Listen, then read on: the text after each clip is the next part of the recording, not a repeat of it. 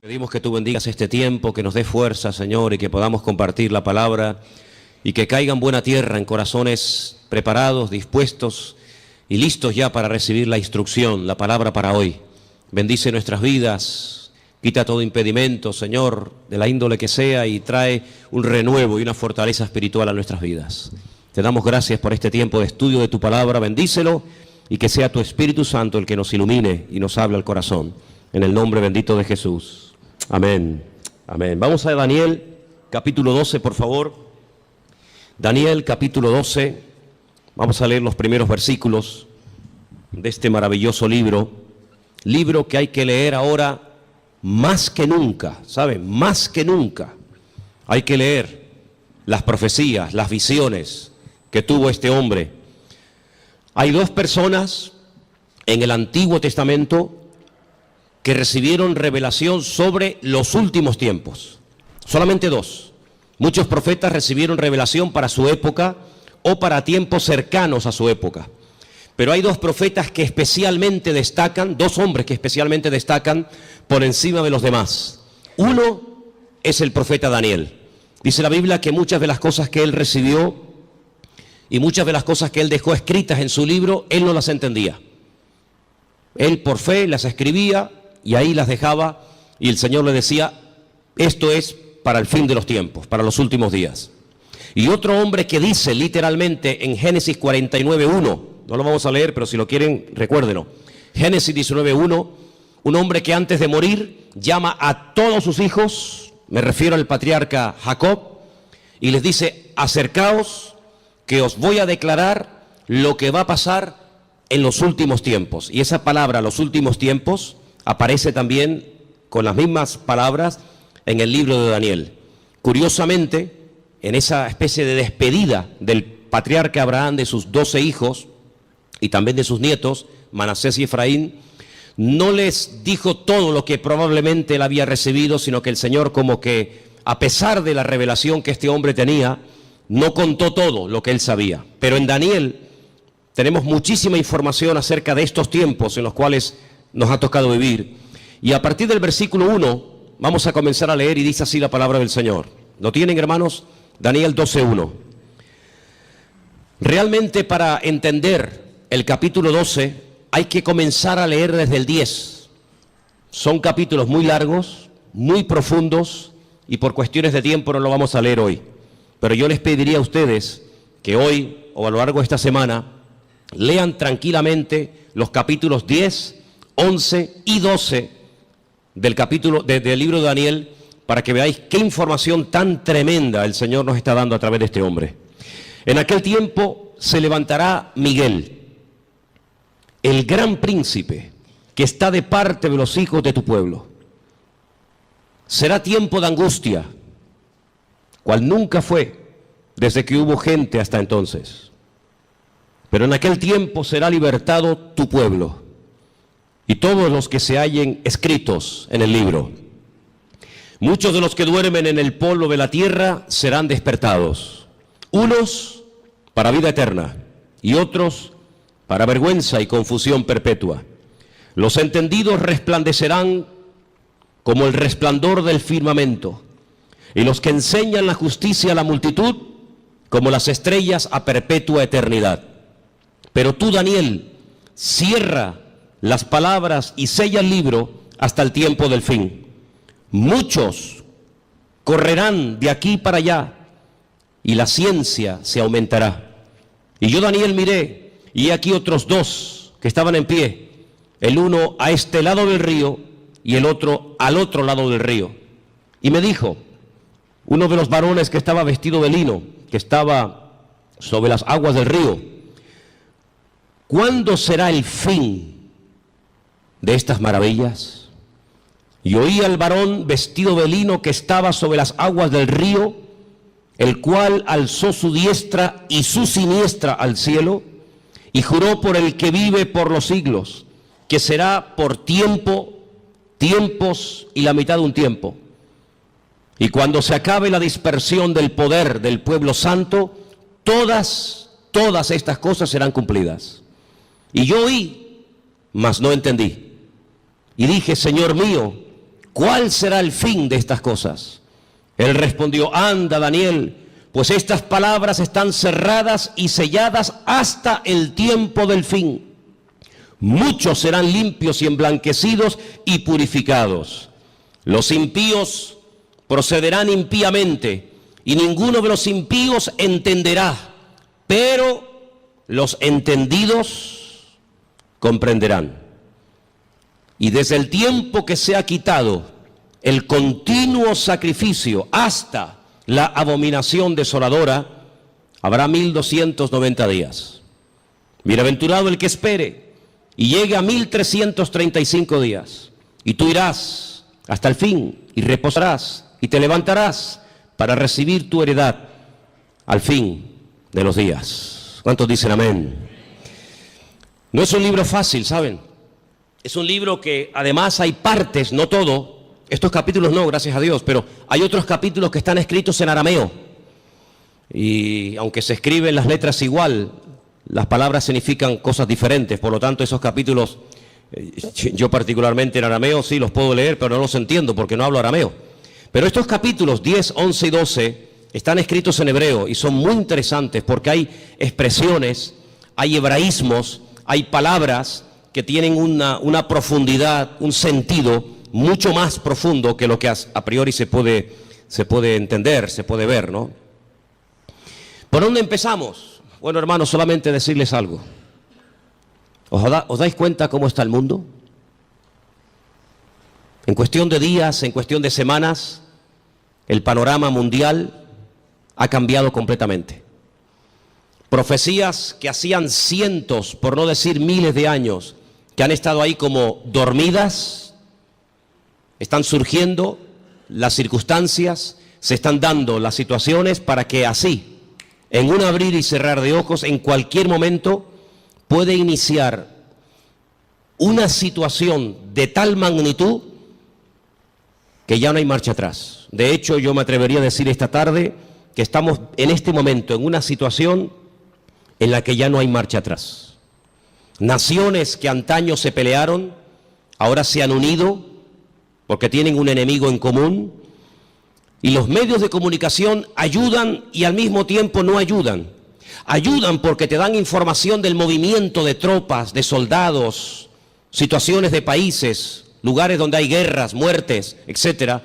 Y en cierto sentido, pues gracias a la televisión, a la radio, a la prensa, a internet, pues te enteras de cosas que están ocurriendo a centenares o a miles de kilómetros y estás al día. Pero por otra parte, ellos cuentan su versión. Ellos te cuentan lo que ellos entienden que está ocurriendo.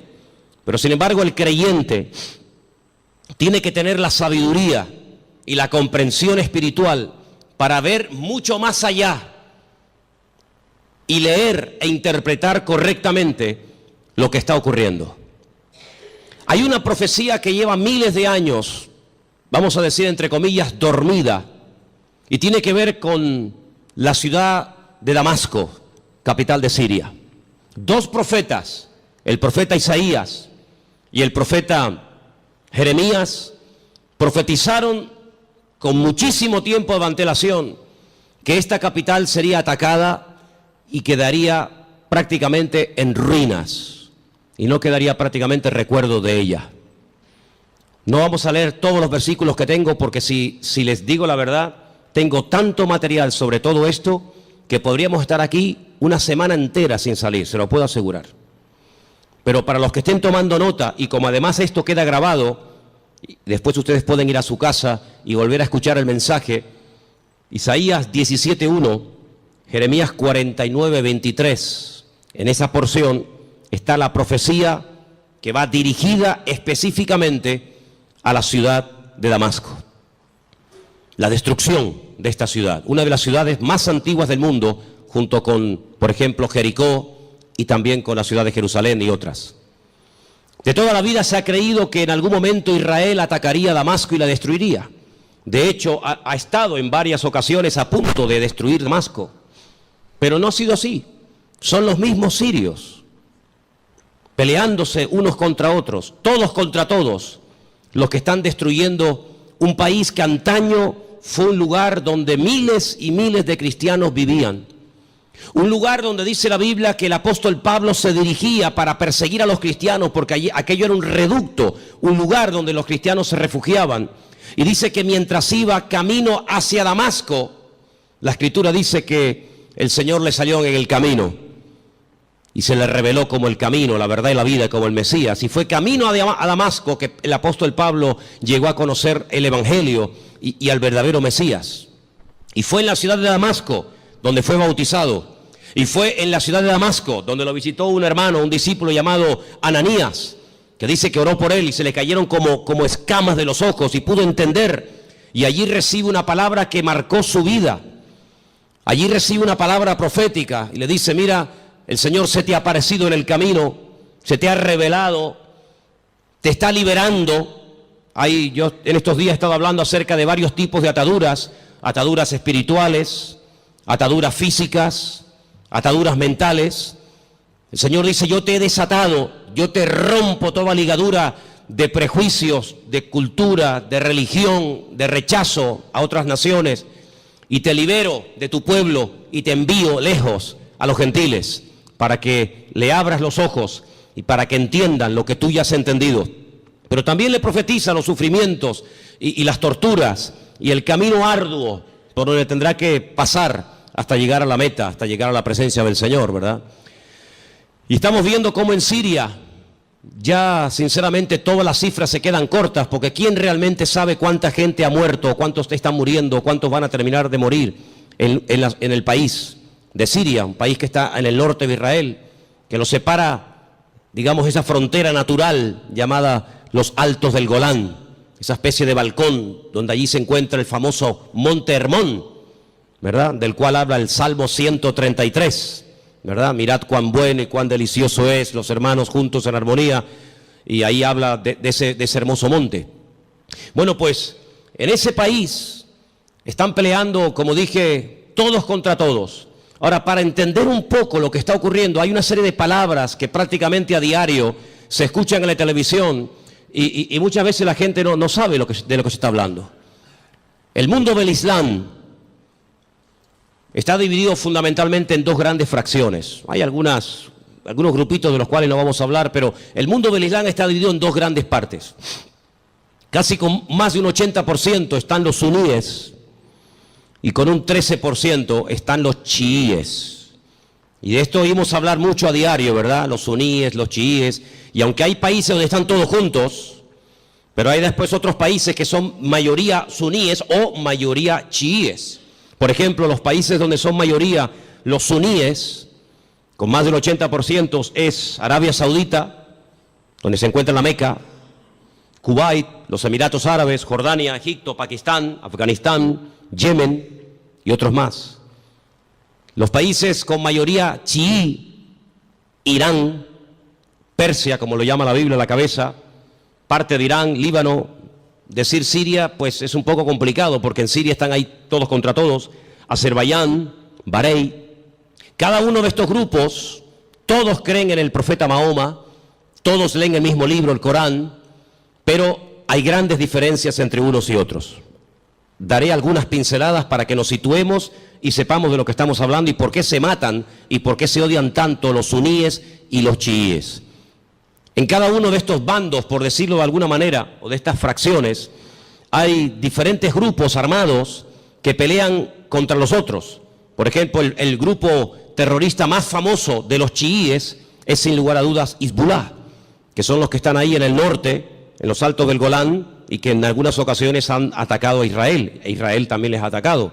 Así que Hezbollah es un grupo mayoritariamente chií que está financiado por Irán.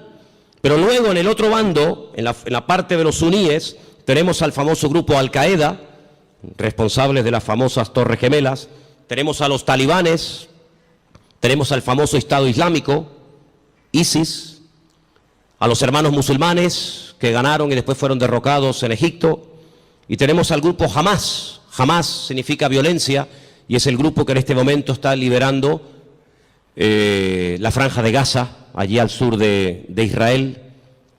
¿Por qué se llevan tan mal los chiíes y los suníes? A la muerte del profeta Mahoma, su yerno, que a la vez era su primo, llamado Alí, fue el que ocupó el lugar del profeta Mahoma. Sin embargo, en el grupo de los suníes, su suegro, que fue el que recopiló todas las cosas acerca del Corán, que era de la misma tribu que Mahoma, Abu Bakr, era el que tomó el liderazgo del Islam. La palabra suní viene de la palabra árabe suma, que significa código de conducta. Ellos creen en los ulemas, que son los doctores, los teólogos del Corán, y son los únicos que pueden, digamos, interpretar lo que dice el Corán, los textos del Corán. Por otro lado, los chiíes tienen a los famosos ayatolás, y ellos lo que hacen es que unen la política y la religión, y hay ahí una lucha, porque los suníes dicen que entre Alá y el hombre no puede haber ningún tipo de intermediarios, no se puede adorar a nadie más que a Alá, ¿sí? Pero sin embargo los chiíes, aunque también adoran a Alá y creen en el Corán, y van a la Meca en peregrinación. De hecho, sabéis, la última peregrinación ha sido, como todos los años, catastrófica. Han muerto casi 800 chiíes, la mayoría de ellos procedentes de Irán y de otros países chiitas. Pues ellos además en sus mezquitas tienen fotografías de sus mártires, entre comillas, de sus santos, y en cierto sentido como casi que los veneran. Así que estos dos bandos están enfrentados los unos contra los otros. Y allí en Siria, por ejemplo, están peleando los chiíes contra los suníes contra los chiíes. Unos son apoyados por unos países, otros son apoyados por otros países. Pero curiosamente nada de lo que ocurre en el mundo ocurre por casualidad. Todo tiene una razón de ser. Los hombres no pueden ir de un lugar a otro si Dios no lo permite. Las naciones no pueden dejar sus territorios y abarcar o conquistar otros territorios si Dios no lo permite. Todos los cambios que está habiendo en la geografía, en la política, en la economía, no es producto de la casualidad ni de la locura de cuatro locos, sino que todo esto es el movimiento que Dios permite que se lleve a cabo para el cumplimiento de las profecías, tanto de Daniel como de Ezequiel y otros grandes varones de Dios, que pronosticaron con cientos y con miles de años de antelación todo lo que iba a ocurrir. Curiosamente, Irán, que no son árabes, no confundan, los iraníes no son árabes, son persas, es el segundo animal, la segunda parte de la figura que vio Daniel en aquel sueño, pues dice que ya se han unido con el gran enemigo del norte, que es Rusia, y ya han comenzado a atacar a los enemigos del presidente de Siria, y ya dentro de pocos días comenzará una invasión por tierra, y ya están allí miles y miles de soldados rusos, armados hasta los dientes, ya están atacando posiciones del famoso Estado Islámico y otros también que no tienen nada que ver con el Estado Islámico. Y mira tú por dónde dos países, uno tremendamente religioso como es Irán, y uno tremendamente ateo, como supuestamente se cree que son los rusos, pues resulta que se han unido porque dice que van a ayudar, fíjate qué bondadosos y qué maravilla, van a ayudar a un país que está lejos de sus fronteras, pero que tienen que ir a echarle una mano porque si no va a ser destruido. Solamente hay 5 ciudades de Siria que en este momento están bajo el dominio del presidente Bashar, el resto del país está prácticamente destruido o tomado por otras fracciones. Y mira tú por dónde. La semana pasada la costa de Siria y la costa de Israel se llenaba de portaaviones chinos, armados hasta los dientes con armas nucleares, con misiles, con bombas, misiles de largo y de corto alcance, capaces de recorrer centenares y miles de kilómetros. Y mira tú por dónde naciones como China, que no tiene nada que ver con Siria, o Rusia, que está allí con sus problemas, y los iraníes, que tienen también sus problemas recién salidos de todo este follón que han tenido, resulta que ahora se están uniendo como amigos porque van a liberar a Siria. Y nos vamos a quedar con esta información, nos vamos a quedar simplemente con la idea de que van a ayudar a Siria y cuando se arregle la situación en Siria cada uno se va a retirar a su respectivo país. ¿Y quién paga esas bombas? ¿Quién paga esos gastos? Los muertos que van a caer por ambas partes, las familias, los uniformes, las balas, los cañones, la gasolina, el gasoil, los aviones, los helicópteros. ¿Por qué todo esto? La Biblia nos dice por qué.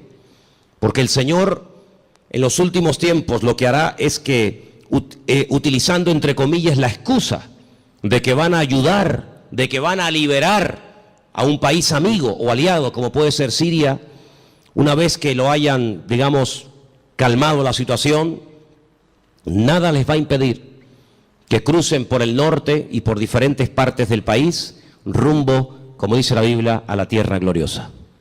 Porque detrás de todo esto no está simplemente cuestiones políticas o económicas, sino fundamentalmente hay una razón: destruir a Dios y destruir al pueblo de Dios.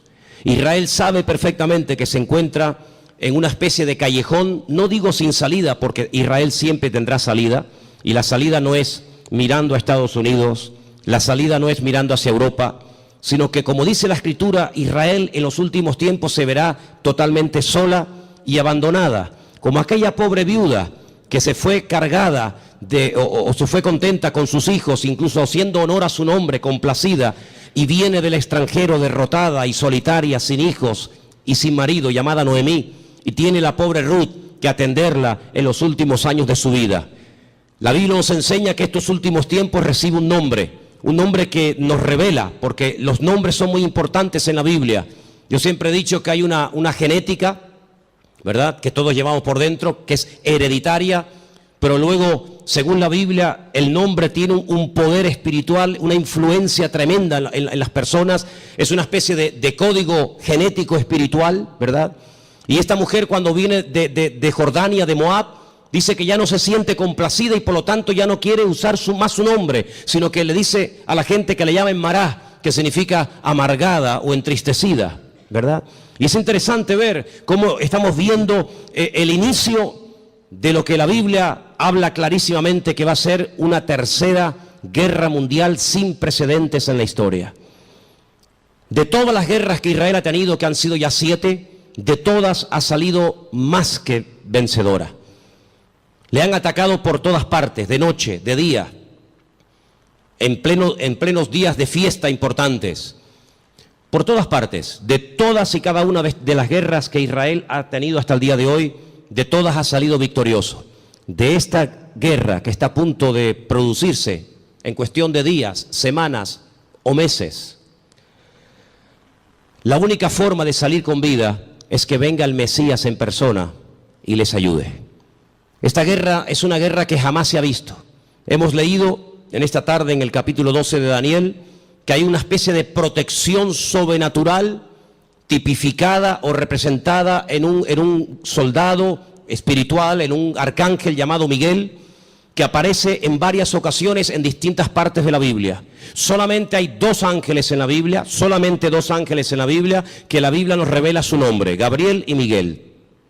La Escritura dice que Josué, antes de entrar a tomar posesión de la tierra, vio a un varón, y la descripción que nos da el libro de Josué se asemeja mucho a la descripción que nos da Daniel en el capítulo 12, y nos da a entender de que este arcángel tremendamente poderoso llamado Mijael, que significa quien como Dios, Mijael, pues es una protección espiritual que Dios le ha asignado a este pueblo.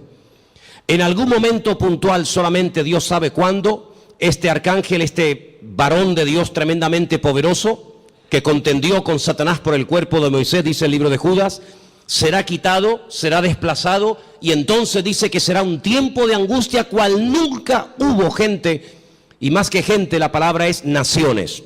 Desde que hay naciones sobre la faz de la tierra, dice la Biblia que nunca el hombre habrá visto una guerra de tal magnitud, con tanta cantidad de soldados, de armamento y de tropas como esta última. Vamos a leer dentro de unos momentos algunos textos de la Biblia, pero es impresionante los datos que la Biblia te da antes de que comience la guerra. Aún no ha comenzado, aún no existía el siglo XX, o el siglo XXI, cuando todo esto se escribió, y los profetas, por revelación del Señor, recibieron los datos concretos y específicos sobre esta guerra. Por ejemplo, nos dice que llegarán a intervenir más de 200 millones de soldados. Jamás ha habido ninguna guerra con tantos millones de soldados. 200 millones de soldados. Esta guerra se describe de una forma tremenda, con unos detalles que te quedas con la boca abierta en 3 capítulos de la Biblia. Creo que sois capaces de recordar estas cifras. Ezequiel 38 y 39 y Zacarías capítulo 14. Ahí tenéis toda la información acerca de esta tremenda batalla que empezará por el norte, capitaneada y dirigida nada más y nada menos que por Rusia. En el capítulo 38 del libro de Ezequiel nos dice algunas cosas muy interesantes sobre este tiempo final. Y voy a leer algunos versículos para que veáis qué importancia le da el Señor a que el pueblo de Dios no esté en la ignorancia. Hay gente que está muy distraída, muy sumergida en sus problemas, muy metidos en sus cuestiones y se olvidan de que el Señor en su palabra nos dice que tenemos que levantar la vista y darnos cuenta de que nuestra redención está cercana. Ezequiel 38 dice, versículo 1, vino palabra del Señor diciendo, hijo de hombre, pon tu rostro contra Gog. Gog es el nombre, digamos, simbólico, no es que se llame así, de una región que la Biblia lo llama Magot, que está en todo lo que sería todo el territorio que ocupa Rusia actualmente. Y fijaros que hay dos nombres de hombres, solamente dos hombres de hombres, que curiosamente tanto en español como en hebreo empiezan y terminan con la misma letra. Uno es el nombre David. David empieza con una letra llamada Dalet y termina con otra letra llamada Dalet. Y esto nos habla acerca de que David era un hombre que cuando lo conocías así era. No es que lo vas conociendo y es completamente diferente. Es un hombre que no tiene dos caras, no tiene dos personalidades, no tiene doblez en su carácter. David era así. Por eso esa letra que empieza y esa letra que termina es la misma, como diciendo que David es un hombre que es lo que ves, no hay más. Curiosamente, en un acto de imitación sin precedentes en la historia, a este líder político se le pone un nombre simbólico cuya letra empieza por la G o la Gimel en hebreo y con la misma letra termina la G o la Gimel, God, como diciendo que lo que ves es lo que hay. En David era lo positivo. Si ves que es un hombre espiritual, es que es espiritual. Si ves que es un hombre valiente, es que es valiente. No es que dé impresión de valiente y luego es un cobarde. No es que es un hombre aparentemente espiritual y luego es un carnal. No. Bueno, pues en God, en este personaje que nosotros lo conocemos más famoso como el nombre del famoso anticristo, si tú lo ves así, así es como es. Es malo, es apoyado por el diablo, etcétera, etcétera. Y dice aquí, así ha dicho el Señor, he aquí yo estoy contra ti, oh God, príncipe soberano de Mesec y Tubal. Estos son hijos de Noé. Te quebrantaré, pondré garfios en tus quijadas y te sacaré a ti y a todo tu ejército, caballos, jinetes, en todo equipados, gran multitud de paveses, escudos, teniendo todos ellos espada. Y ahora menciona una coalición, no están todos nombrados, una pequeña coalición de naciones que se van a unir. Y menciona Persia, y ya hemos dicho que Persia, ¿quién es? Ok, es Irán. Cus, tenemos Etiopía, tenemos Libia, con otros nombres, todos ellos con escudo, con yelmo, Gomer, sus tropas, la casa de Togarma, los confines del norte, sus tropas. Prepárate, apercíbete tú y toda tu multitud que se ha reunido a ti, y sé tú su guardia. Pero si leemos un poquito más adelante, versículo 15, vendrás de tu lugar de las regiones del norte, y tú y muchos pueblos contigo. Fíjate, todos ellos a caballo, gran multitud, poderoso ejército. Subirás contra mi pueblo Israel. Sí, es inevitable que este hombre ataque a Israel, es inevitable. Bueno, pero es que van a ir a Siria. La noticia no dice nada de Israel. Las noticias no, pero la Biblia sí. Y las noticias no pueden saber la información que tú y yo tenemos en esta tarde. Mañana Telecinco no puede decir, le presentarían una denuncia, dirían, esta gente está loca. Mañana no vamos a ver en Telecinco, en Antena 3, que Rusia pretende apoderarse de los altos del Golán con la intención de atacar Israel. Me dice, pues ustedes están locos. No. Las noticias no te lo van a decir, te lo estoy diciendo yo, te lo está diciendo el Señor a través de mi boca. Subirás contra mi pueblo Israel como nublado para cubrir la tierra y será al cabo de los días, al final de los tiempos, en estos tiempos. ¿Y qué dice aquí? Y te traeré sobre mi tierra.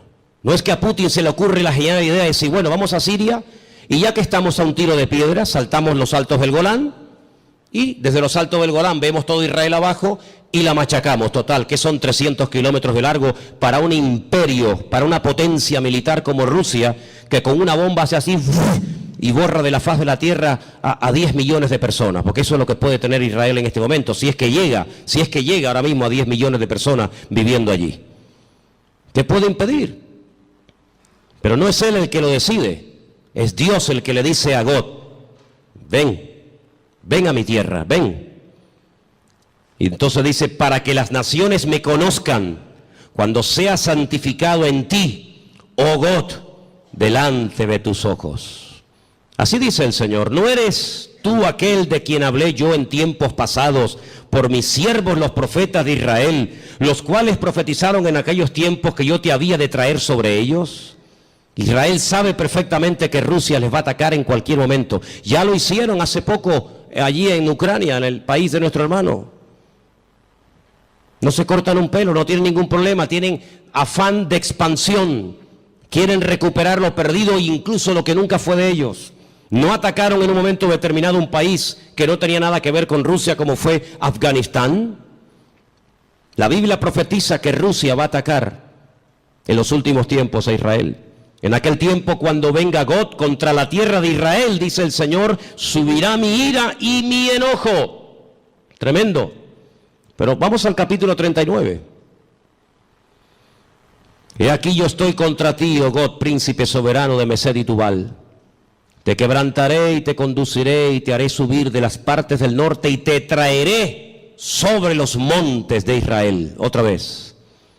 Te sacaré tu arco de tu mano izquierda y te derribaré tus saetas en tu mano. Sobre los montes de Israel, ahora viene la palabra tremenda. Sí, es verdad, Rusia atacará a Israel, pero sobre los montes de Israel caerás tú y todas tus tropas, y los pueblos que fueron contigo, y aves de rapiña de toda especie, las fieras del campo, te las he dado por comida. Sobre la faz del campo caerás, porque yo he hablado, dice el Señor. Impresionante, ¿eh? Enviaré fuego sobre Magot, sobre los que moran con seguridad en las costas, y sabrán que yo soy el Señor. Y haré notorio mi santo nombre en medio de mi pueblo Israel, y nunca más dejaré profanar mi santo nombre. Y sabrán las naciones que yo soy el Eterno, el Santo de Israel. He aquí viene y se cumplirá, dice el Señor, este es el día en el cual yo he hablado.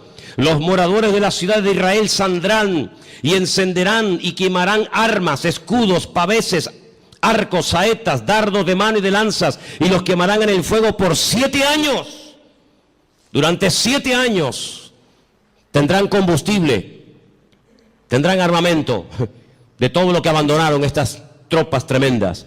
No traerán leña del campo ni cortarán de los árboles, sino quemarán las armas en el fuego y despojarán a sus despojadores y robarán a los que les robaron, dice el Señor.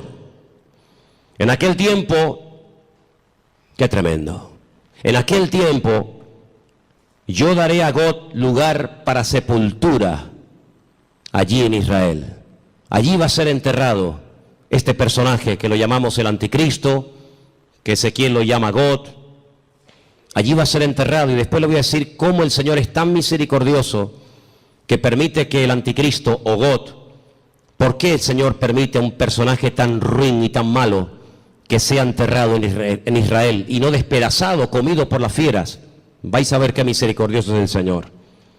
En aquel tiempo yo daré a God lugar para sepultura allí en Israel, en el valle de los que pasan al oriente del mar, obstruirá el paso a los transeúntes, pues allí enterrarán a God y a toda su multitud, y lo llamarán el valle de Hamón God, que significa la multitud de God. La casa de Israel los estará enterrando por 7 meses. ¡Qué matanza, hermanos! 7 meses enterrando cadáveres. Impresionante, ¿eh? Versículo 13. Los enterrará todo el pueblo de la tierra, y será para ellos célebre el día en el que yo sea glorificado, dice el Señor. Tomarán hombres a jornal que vayan por el país con los que viajen para enterrar a los que queden sobre la faz de la tierra, a fin de limpiarla, y al cabo de 7 meses harán el reconocimiento. Pasarán los que irán por el país, y el que vea los huesos de algún hombre pondrá junto a ellos una señal, hasta que los entierren los sepultureros en el valle de Hamón God. Versículo 21, pondré mi gloria entre las naciones y todas las naciones verán el juicio, mi juicio que habré hecho y mi mano sobre ellos. Es increíble, ¿no? Como el profeta Ezequiel pudo describir con una exactitud tremenda cuánto tiempo estarán enterrando cadáveres, cuántos años quemando armamento al fuego. ¿Quién es este hombre God? Si ustedes estudian los nombres de los hijos de Noé, porque de ahí arranca todo, una de las cosas que tenemos que tener bien claro es que el futuro está escrito, está codificado en el pasado. Todo está escrito en el Génesis. Y para poder comprender lo que va a pasar en el futuro, hay que saber lo que pasó en el pasado. 3 hijos tuvo Noé: Sem, Can y Jafet. Cuando Noé sale del arca, planta una viña, dice la palabra de Dios que se emborrachó, perdió el control, se emborrachó, quedó desnudo en medio de su tienda. Y uno de sus hijos, Can, dice el texto hebreo, que se rió, se burló de su padre, no lo cubrió, no lo tapó, lo humilló, se lo contó a sus hermanos, incluso hasta intentó propasarse con su propio hermano, con su propio padre. Sus 2 hermanos fueron de espalda caminando y taparon a su padre. Fíjate qué misericordioso es el Señor, que este personaje que es descendiente de Jafet, no de Can, no de Sem, sino de Jafet, por haber cubierto a su padre, él será cubierto con tierra en los últimos tiempos, en la tierra de Israel. El refrán dice, midá keneged midá, lo que siembras es lo que cosechas, medida por medida. ¿Por qué esperó el pueblo de Israel por María? Al fin y al cabo era una, el resto era tanta gente, 2 millones de personas. ¿Por qué esperó todo el pueblo por María? Porque María, cuando Moisés era pequeño, esperó a ver cuál era el futuro de su hermano Moisés, y no se fue hasta que la hija del faraón lo adoptó y se lo llevó al palacio. Y por ese acto de esperar, de preocuparse por el futuro de su hermanito, que en aquel tiempo era un bebé de 3 mesitos, por ese acto de misericordia y de amor y de interés, años más tarde el pueblo la espera a ella. Y siempre es así. De ahí que Pablo diga a los Gálatas, si queréis cosechar, tenéis que sembrar, pero sembrar abundantemente para poder cosechar abundantemente. Así que este personaje está a punto de aparecer. Este famoso anticristo está a punto de aparecer, pero ya lo hemos dicho en muchas ocasiones, que en los últimos tiempos habrá una influencia de una institución religiosa que describe perfectamente el libro del Apocalipsis, que dice cómo se visten, dónde están, cómo hablan, cómo no hablan, etcétera, etcétera. Es increíble el impacto que en tan poco tiempo ha producido el Papa Francisco. Es increíble, ¿no? En tan poco tiempo le ha caído bien a todo el mundo. No hay nadie que diga nada malo de Francisco. Fue a Israel y a los judíos, a los rabinos les cayó bien. Incluso llegó a ir al muro de los lamentos y puso su petición entre las rendijas del muro. Después se fue con Abu Hamas, el presidente de la autoridad palestina, y le cayó estupendamente y casi se hicieron amigos y rezaron juntos mirando hacia la Meca. Se fue a Turquía y en la famosa mezquita de Turquía, orando hacia la Meca, le cayó de maravilla a los musulmanes. A todo el mundo le cae bien, a los artistas, incluso a los ateos. Recientemente escuchaba a un político ateo que decía, me cae muy bien este hombre, aunque yo no soy creyente ni creo en Dios, pero me cae muy bien este hombre. Dieron la vuelta al mundo en cuestión de minutos. Las declaraciones que hizo en un avión mientras viajaba, cuando le preguntaron por los homosexuales, por los gays, y él dijo, ¿quién soy yo? ¿Quién soy yo para juzgar a los gays? Y todo el mundo comenzó a decir, la iglesia está cambiando. Qué diferente, la postura de este Papa en comparación con los otros 2 que eran tan intransigentes y tan radicales. ¿Quién soy yo para juzgar? No pasó mucho tiempo y ya hizo juicio sobre uno de sus trabajadores. Ayer un sacerdote, dice él, que salió del armario porque Dios así se lo había pedido y así lo había querido, y fulminantemente fue destituido, ¿no? Qué contradicción con las declaraciones del avión, ¿no? Pero en los últimos tiempos la Biblia nos enseña que habrá una especie de religión que le va a caer bien a todo el mundo. Será capaz de ir con los musulmanes, con los judíos, con los cristianos. Dicho sea de paso, hace muy poco tiempo este Papa se fue por primera vez en toda la historia con un pastor muy conocido por nosotros a una iglesia evangélica en la ciudad de Caserta, en Italia, donde yo estuve ahora hace unos días. Estuvo con un montón de pastores que vinieron de Argentina, puesto que el Papa es argentino, y allí tuvieron un culto donde él estuvo como uno más. Hicieron un tiempito de oración, y él hizo una oración incluso, y todos participaron, y se sacaron fotografías, y todo el mundo, qué contento, ¿verdad? La Biblia nos enseña que las rameras son capaces de irse con gente mayor y con gente joven. Las rameras son capaces de irse con gente sin dientes y con gente con dentadura perfecta. Las prostitutas son capaces de trabajar de día o de noche. Y lo mismo le da a irse con un blanco, con un negro, con un rico, con un pobre, con un cristiano, con un ateo, con un satánico. Le da igual, porque ese es su trabajo, llevarse bien con todo el mundo para sacarle lo que ella quiera a cambio. Y la palabra de Dios nos enseña que en los últimos tiempos la política y la religión se casarán y se unirán. Qué tremendo los lugares y las conversaciones que últimamente está manteniendo el Papa y muchos políticos viajando de un lugar para otro. Todo está preparado. Y hermanos, esto no ha hecho más que empezar, pero en cualquier momento salta la chispa. Y lo que tenemos que preguntarnos todos y cada uno de nosotros, ¿qué mensaje nos está dando el Señor? Yo vengo diciendo hace mucho tiempo que Dios está hablando y hablando y hablando y hablando. El problema no es que Dios no hable, el problema es que hay muchos que no le entienden, o si le entienden se hacen los distraídos. Dije hace unas semanas atrás que Dios no solamente habla a través de la palabra, claro, lo sabemos. El que lee la Biblia está leyendo la palabra de Dios, el SMS de Dios, el WhatsApp de Dios, y sabe perfectamente lo que Dios quiere y lo que Dios no quiere. Pero ¿y los que no leen la Biblia? El que no le interesa o no quiere, o dice él que no entiende la Biblia, pues Dios también le está hablando a toda la humanidad.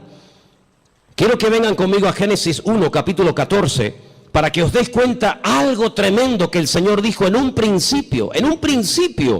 Allí está, en el Génesis 1, 14. Dio una señal, dio un mensaje muy interesante. Y vamos a leerlo en esta tarde. Dice así, Génesis 1, 14. ¿Lo tienen, hermanos? Tengo esta página de la Biblia prácticamente destrozada, entonces espero leerla bien porque la tengo toda pegada. Creo que dice algo así como: y dijo Dios, haya lumbreras en la expansión de los cielos para separar el día de la noche y sirvan de señales para las estaciones. Ahora ya no tengo ese trocito que dice para días y años. Ok, ahí está. ¿Qué es lo que será? Lo mismo que fue.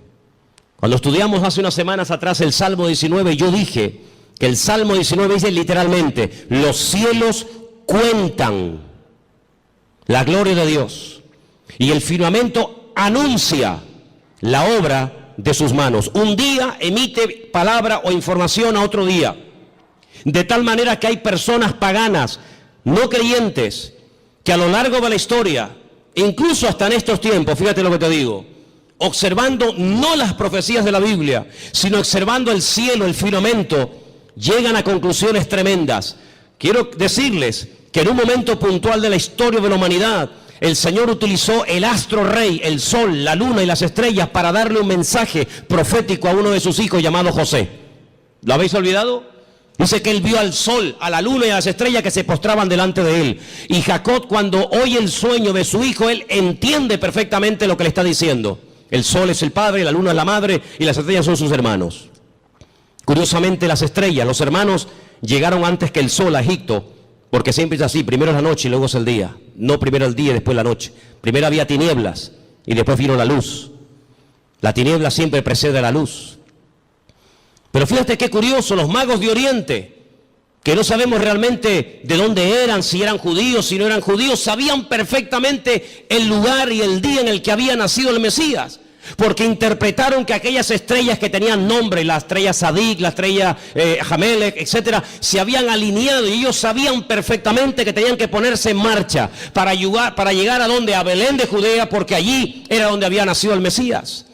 Y es que el Señor, en el versículo 14 de Génesis 1 que hemos leído, dice que cuando Él creó el sol, cuando Él creó la luna y Él creó las estrellas, no solamente las creó, número uno, para separar, para hacer diferencia entre el día y la noche, no, sino que dice que las creó para las estaciones. Y la palabra estaciones es la palabra hebrea modín. Y la palabra modín, ¿sabe lo que significa? Fiestas. Es la misma palabra que se emplea en Levítico cuando dice, recuerden las fiestas del Señor. ¿Cuándo tienen que ir? ¿Cuándo no tienen que ir? ¿Cuándo tienen que ponerse en marcha? ¿Cuándo no tienen que ponerse en marcha? En otras palabras, cuando ustedes vean los cielos, ustedes podrán discernir en qué tiempo de su relación con Dios ustedes se encuentran. Es muy importante que tú, hermano y hermana que me escuchas en esta noche, te preguntes, ¿dónde me encuentro ahora mismo en mi camino, en mi relación con Dios? ¿Estoy más cerca? ¿Estoy más lejos? ¿En qué punto me encuentro? Porque el tiempo marca la circunstancia y la circunstancia marca el tiempo. Jesús le dijo, ustedes olvídense de ver señales. Esta generación, como es una generación mala, perversa y adúltera, no se le ha permitido ver señales como a otras se les permitió. Ustedes solamente podrán ver una señal, solamente una, y la van a ver, y se llama la señal del profeta Jonás. ¿En qué consistía? Bueno, le está diciendo, así como Jonás estuvo en el vientre del pez 3 días y 3 noches, así estaré yo, el Hijo del Hombre, en el vientre de la tierra 3 días y 3 noches. Esa señal era la señal de la generación de Jesús. Pero sin embargo, Noé no esperaba esa señal. Porque ¿cuál era la señal de Noé? El diluvio. Pero ¿cuál era la señal de Salomón? La construcción del templo. Y cada generación, cada tiempo tiene una circunstancia, una señal, y cada señal identifica el tiempo. Por eso podemos saber ahora mismo en qué tiempo, en qué lugar, en qué punto del camino yo me encuentro en mi relación con Dios por lo que estoy viendo. Porque repito, la señal, la circunstancia política, social, económica, espiritual, etcétera, etcétera, marca el tiempo en el que yo estoy viviendo. Yo no puedo ver, no puedo orar para ver el nacimiento del Mesías porque Él ya nació, no es la señal de mi tiempo. Yo no puedo esperar, aunque ore, ayune 40 días, tome autoridad y reprenda y declare. Yo no puedo ver al profeta Jonás siendo vomitado en una playa para ir a predicar a los ninivitas. No, porque no es la señal de mi tiempo. Pero ¿cuáles son las señales de nuestro tiempo? Pues algunas de las que les estoy diciendo esta noche. Como Rusia, Persia, las naciones árabes, Europa y el mundo entero le darán la espalda a Israel. Y ustedes dicen, pero ¿cómo es posible que todos? Es que no hay ni uno. No hay ni uno que apoye a Israel. Dice, bueno, los americanos, ya no es como antes. Ya no es como antes. Israel se verá más sola que la una. Y solamente podrá mirar en una sola dirección, hacia arriba. Al Señor tu Dios adorarás y a Él solo servirás. Era como la señal profética en el arca de Noé. El arca de Noé no eran balcones como estos cruceros hermosos que abres la ventana de tu habitación y sales a una terraza. No, el arca de Noé no tenía ventana, no tenía ojo de buey, tenía una sola ventana arriba. No podían mirar a derecha, izquierda, delante o detrás, no. El arca de Noé no tenía timón, porque no había que dirigirla a ninguna parte, Dios la dirigía. Y si querías mirar a algo, a una dirección, si era de día o de noche, arriba, nada más que arriba. Y eso es lo que el Señor quiere que nosotros hagamos, que solamente mires arriba. ¿Y quién está arriba? El Señor, Dios Todopoderoso, nuestro Señor, Rey de Reyes y Señor de Señores, no solamente a Él. Y por eso, amados hermanos, esta es la señal de nuestro tiempo. ¿Qué pinta Rusia en Siria? ¿Qué pinta Irán? Que el objetivo no es Siria. Que el objetivo no es llegar y controlar a ISIS y fulminarlo, que no. Que si hubieran querido fulminar a esto, ya lo hubieran hecho hace mucho tiempo. Si Rusia, si Estados Unidos quisiera arreglar el problema de Siria, de los yihadistas, ya lo hubieran hecho. No hay problema en eso. No lanzó una bomba Estados Unidos sobre una ciudad japonesa llamada Hiroshima y se cargó a más de 500.000 de personas así. Y no lanzó otra sobre Nagasaki y en cuestión de segundos hizo, la borró de la faz de la tierra.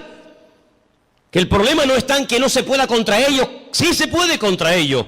El tema es que cada pieza tiene que encajar en el puzzle del Señor. Y el Señor ha puesto a esta gente allí. Una cosa increíble que un musulmán dinamite una mezquita o ataque a otro musulmán, es una cosa increíble. Que le prenda fuego a un cuerpo de un hermano musulmán, es una cosa inconcebible dentro del Islam, porque el Islam no es eso.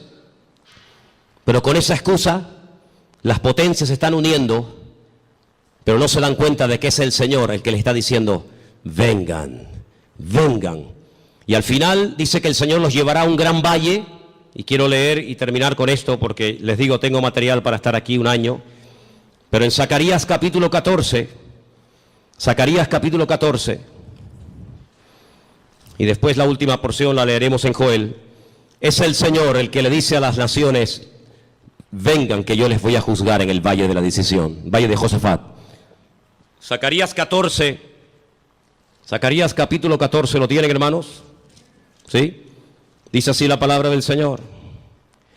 He aquí el día del Señor. Viene y en medio de ti serán repartidos los despojos, porque yo reuniré a todas las naciones para combatir contra Jerusalén. Es el Señor el que permite que vayan a hacer guerra contra Jerusalén. No es una mente loca o sádica o fanática. Es el Señor. La ciudad será tomada, las casas serán saqueadas y violadas las mujeres. La mitad de la ciudad irá en cautiverio, mas el resto del pueblo no será cortado de la ciudad. Después saldrá el Señor y peleará con aquellas naciones como peleó en el día de la batalla. Se afirmarán sus pies en aquel día sobre el monte de los olivos, que está enfrente de Jerusalén al oriente. Y el monte de los olivos se partirá por en medio hacia la tierra del oriente y hacia el occidente, haciendo un valle muy grande, y la mitad del monte se apartará hacia el norte y la otra mitad hacia el sur. Seguimos un poquito más adelante, versículo 6. Acontecerá que en ese día no habrá luz clara ni oscura. Volvemos al Génesis. Será un día el cual es conocido por el Señor, que no será ni de día ni de noche. Es algo que no nos entra en la cabeza. Pero sucederá que al caer la tarde habrá luz. Acontecerá también en aquel día que saldrán de Jerusalén aguas vivas, la mitad de ellas hacia el mar oriental y la otra mitad hacia el mar occidental, en verano y en invierno. Y el Señor será el Rey sobre toda la tierra, y en aquel día el Señor será uno, y uno será su nombre. Vamos a ir al versículo 12. Esto nunca ha pasado en ninguna guerra bíblica. Esta será la plaga con la que herirá el Señor a todos los pueblos que pelearon contra Jerusalén. La carne de ellos se corromperá estando ellos sobre sus pies. No es que cuando te pegan un tiro, te meten una puñalada, te duele y te caes poco a poco al suelo. No va a pasar así. Va a ser algo fulminante. La carne de ellos se consumirá estando sobre sus pies. Se consumirán en las cuencas sus ojos, y la lengua se les deshará en la boca. Y acontecerá en aquel día que habrá entre ellos gran pánico, enviado de parte del Señor, y trabará cada uno en su mano a su compañero, y levantará su mano contra la mano de su compañero. Se matarán unos a otros. Algo milagroso. Sigo más adelante, versículo 15. Así también será la plaga de los caballos, de los mulos, de los camellos, de los asnos y de todas las bestias que estuvieren en aquellos campamentos. Todos los que sobrevivieren de las naciones que vinieron contra Jerusalén subirán de año en año para adorar al Rey, al Señor de los ejércitos, y a celebrar la fiesta de los tabernáculos. Y pueden seguir leyendo para que veáis qué cosas tan interesantes se dicen ahí. Aquí predice la Biblia que las armas químicas, bacteriológicas y nucleares se van a usar, hermanos. No te quepa la menor duda. Estando de pie, se desmigajan, desaparecen como si fueran polvo, como si fueran ceniza. Así describe el profeta Zacarías la muerte de la gente en esta batalla, en el valle de Josafat, valle de Megido. Napoleón, cuando llegó a Israel, visitó el valle de Josafat o el valle de Megido y dijo: este valle está preparado para librar una gran batalla. Y efectivamente, en ese lugar, dice el Señor, que es como una olla, como un lagar. El Señor entrará allí en juicio con todas las naciones, 200 millones de soldados, tierra, mar, aire, por todas partes, árabes, europeos, de todas las partes del mundo, peleando por conquistar Israel, por arrasar de la faz de la tierra a este pueblo, por conquistar Jerusalén y por decir: hemos ganado, hemos vencido, hemos humillado al Dios de Jacob, al Dios de Isaac y al Dios de Abraham. ¿Qué les parece? Ya no es una guerra contra hermanos, ya no es una guerra con una familia, ya no es una guerra contra otro país, ya es una guerra contra el mismísimo Dios. Cargarse a Dios, borrar a Dios de la faz de la tierra. Pero hay una señal que está apareciendo en los últimos tiempos, y te la dejo ahí para que medites en ella.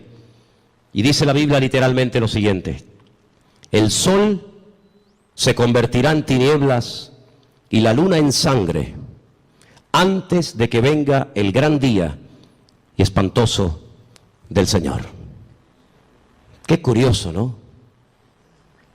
Hasta Dios hablando a través de los eclipses, a través de las famosas lunas de sangre, que curiosamente tanto el año pasado, 2014, como este año 2015, siempre han aparecido coincidiendo o con Pesaj, la Pascua, o con la fiesta de los tabernáculos. Qué curioso, el año pasado y este año otra vez volvió a aparecer una cuarta luna roja en el día de Pesaj o de Pascua, y recientemente, hace unos días, en la fiesta de los tabernáculos. Dios hablando, porque un día emite palabra, otro día, los cielos cuentan la gloria del Señor.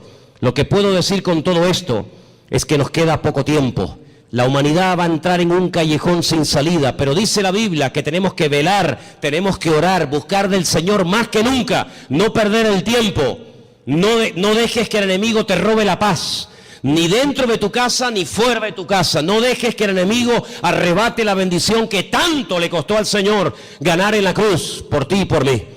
Así que en esta tarde es tiempo de acercarnos al Señor, es tiempo de decirle: Señor, recompón mi vida, restaura. Hay voces por aquí, voces por allá, el mundo se está cayendo a pedazos, la ciencia aumentará, la gente corre de un lado para otro, gente de oriente a occidente, de aquí para allá.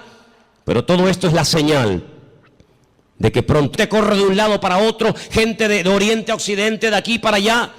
Pero todo esto es la señal de que pronto viene el Señor a buscar a su pueblo. ¿Cuántos dicen amén? Cierra tus ojos, hermano.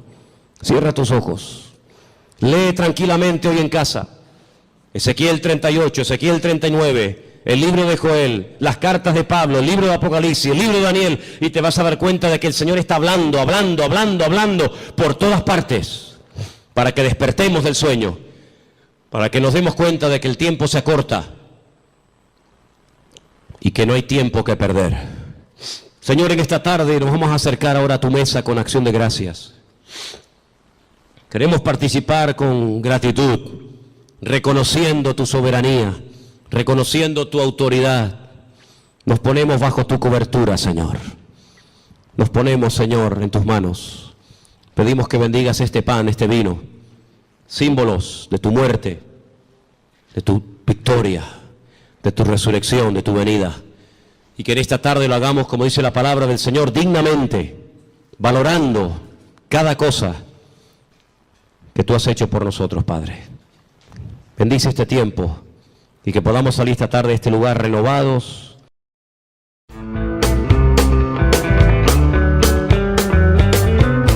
Amén, hermanos. Me gustaría llevarles al libro de Éxodo, que es el segundo libro, empezando por el principio de la Biblia, porque una de las cosas que yo he dicho muchas veces aquí, cuando leemos la Biblia no es un libro que se escribió hace 2 días. La Biblia tiene miles de años. Si los libros, las cartas, los capítulos que tenemos aquí en nuestras manos, es un tesoro impresionante. Yo creo que ninguno de nosotros, perdonen si me equivoco, pero yo creo que ninguno de nosotros tenemos en casa un objeto que tiene más de 3.000 años de historia. A lo mejor dice, esta silla era de la abuela. Yo tengo una sillita arriba, que es lo único que ya me queda de venezolano. Lo único que me queda ya, ¿no? Una sillita que cuando yo tenía, pues no sé si eran 3 o 4 años, en aquellos años vivíamos en un sitio que se llamaba San Bernardino. Corríjame los venezolanos si me equivoco. Después fuimos a vivir a Chacao. Aún me acuerdo, ¿no? Pero me acuerdo que mis padres me compraron una sillita pequeñita que estaba forrada como de piel de cabra o de un animal. Ya los pelitos se fueron cayendo. Y mi abuela, pues le puso un forro nuevo. Y puedo decir que esa silla lleva conmigo, pues más de 50 años. Pero ¿quién tiene en su casa un objeto de 3.000 años? ¿Usted tiene algo en su casa que tenga 3.000 años de historia? Dice, sí, mi suegra. No, nadie tiene semejante cosa. Pero mire, aquí en nuestras manos tenemos un libro, una colección de libros, mejor dicho. Eso es lo que significa Biblia, colección de libros, que tienen centenares, que tienen miles de años. Esto es un tesoro incalculable, es increíble. Y además en su propio idioma, en su propia lengua, para que usted pueda saber lo que Dios dijo, lo que Dios manda y lo que Dios no manda. Y una de las cosas que yo he dicho cuando se acerca uno a las páginas de este sagrado libro, la Biblia, es que la gente en aquellos tiempos vivía muy diferente a nosotros. Yo sé que, por ejemplo, hay gente aquí que no cree, les cuesta mucho aceptar que hubo un momento en la historia en el que no existía Internet. Algunos dicen, no, créame, hay un momento en la historia en el que Internet no existía. Tú ponías Google y no existía Google. Tú dices, pero ¿cómo se podía vivir sin Google? Y sin WhatsApp. Algunos le quitan el WhatsApp hoy en día y vamos, se transforma, le da un ataque, algo le pasa, ¿no? Pues hubo una época en la que se vivía sin televisión en color. Y usted dice, ¿cómo era la televisión? ¿En blanco y negro? Y cuando vino la televisión en color, aquello fue una fiesta increíble, ¿se acuerdan? Vivimos durante muchos años sin móviles, sin celulares, como algunos los llaman. He dicho en varias ocasiones que cuando hace muchos años vimos a un señor en las Ramblas con una caja así de grande, que era la batería, y descolgaba el teléfono, nos quedamos así mirando, diciendo, ¿y este de dónde salió? Entonces, los tiempos han cambiado de una forma tremenda, pero tremenda, tremenda.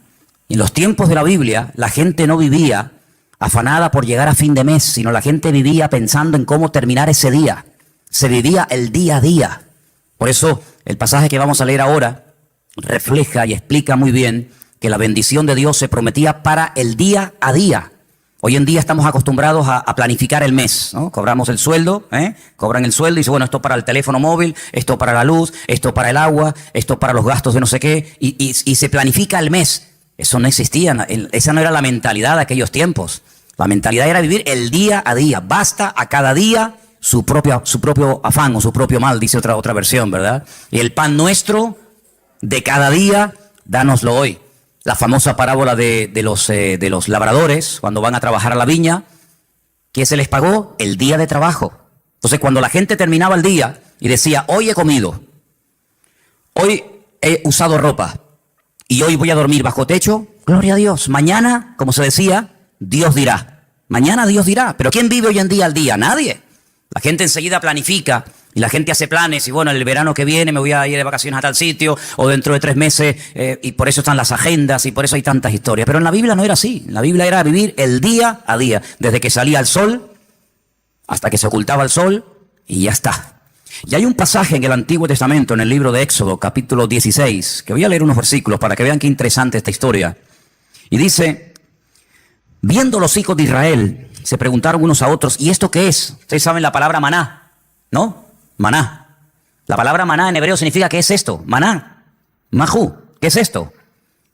Y por eso la palabra maná, que uno dice, bueno, ¿y qué significa? Significa literalmente, ¿qué es esto? Pues dice aquí, cuando vieron aquello, dijeron, ¿qué es esto? Porque no sabían qué es lo que era. Entonces Moisés le dijo, este es el pan que el Señor os da para que coman. Esto es lo que el Señor os ha dado. Recoged de él cada uno según lo que pudiera comer. Un gomer por cabeza, conforme al número de vuestras personas. Tomaréis cada uno para los que están en su tienda. Los hijos de Israel, dice versículo 17, lo hicieron así. Unos recogieron más y otros recogieron menos. Y lo medían por gomer y no sobró al que había recogido mucho, ni faltó al que había recogido poco.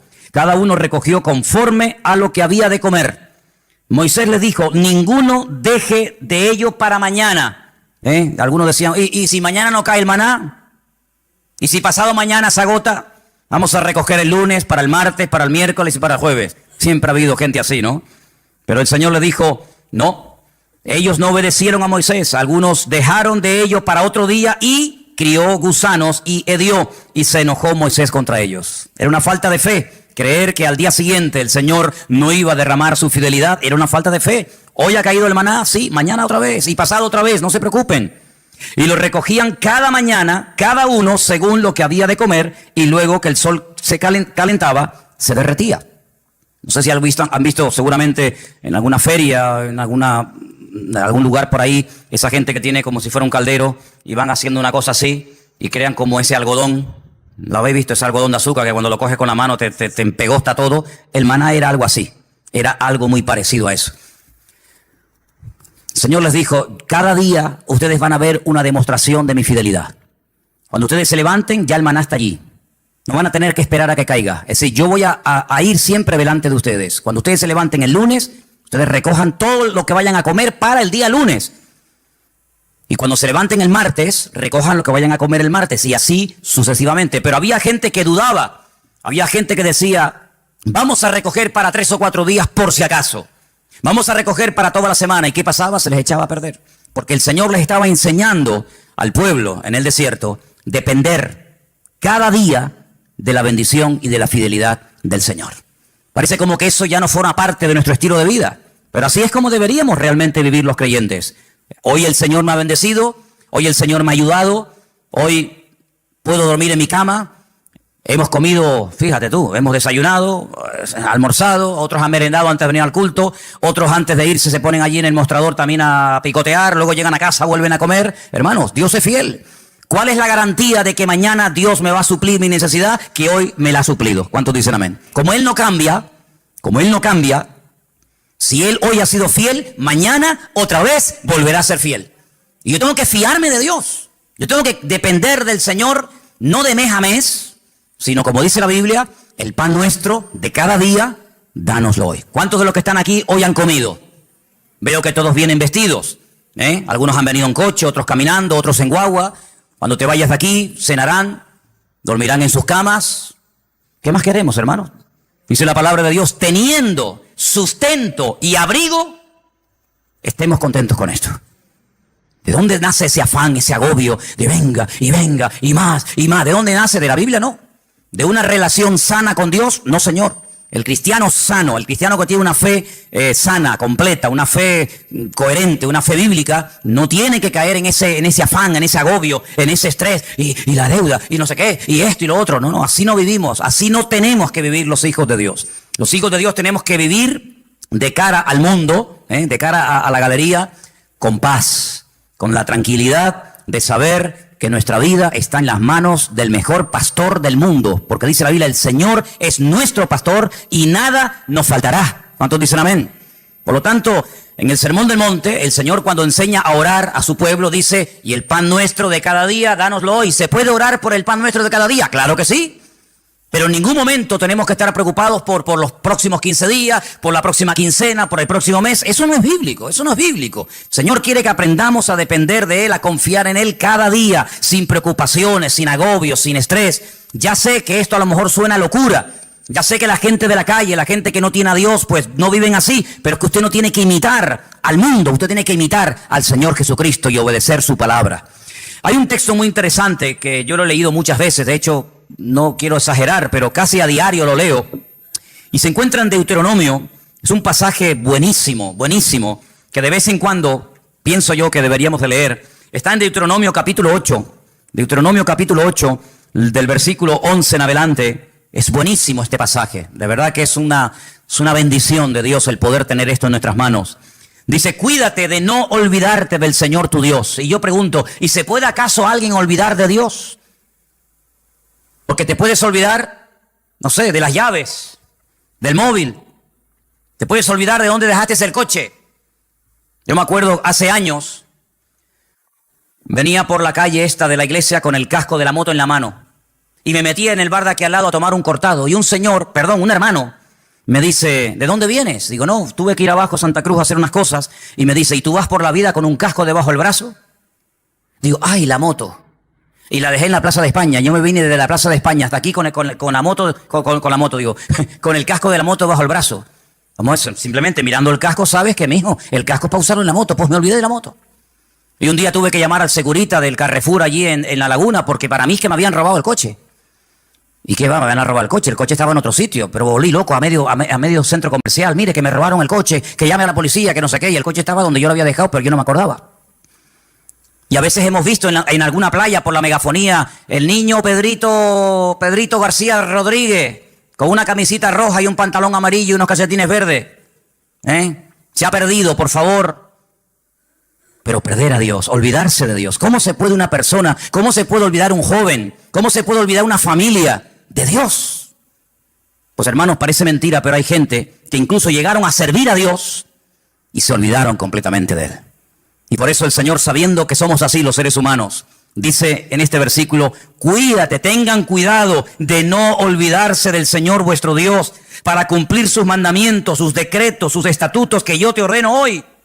Versículo 12, no suceda que comas y te sacies y edifiques buenas casas en las que habites y tus vacas y tus ovejas se aumenten y la plata y el oro se te multipliquen, y todo lo que tuvieres se aumente y se enorgullezca tu corazón y te olvides del Señor tu Dios, que te sacó de la tierra de Egipto, de la casa de servidumbre, que te hizo caminar por un desierto grande y espantoso, lleno de serpientes ardientes y de escorpiones y de sed, donde no había agua, y Él te sacó agua de la roca del pedernal, que te sustentó con maná en el desierto, comida que tus padres no habían conocido, afligiéndote y probándote para a la postre hacerte bien. Y digas en tu corazón: mi poder y mi fuerza, la fuerza de mi mano, me han traído esta riqueza. Dice aquí: acuérdate del Señor tu Dios, porque Él es el que te da el poder para hacer las riquezas. ¿Cuánto dicen amén?